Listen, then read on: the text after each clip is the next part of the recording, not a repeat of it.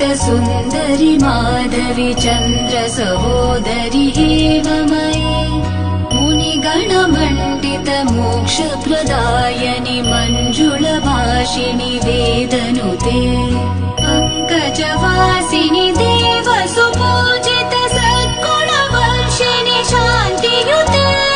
जय जय हे मधुसूदन कामिनि आदिलक्ष्मि जय पालय माम् जय जय हे मधुसूदन कामिनि आदिलक्ष्मि जय पालय माम्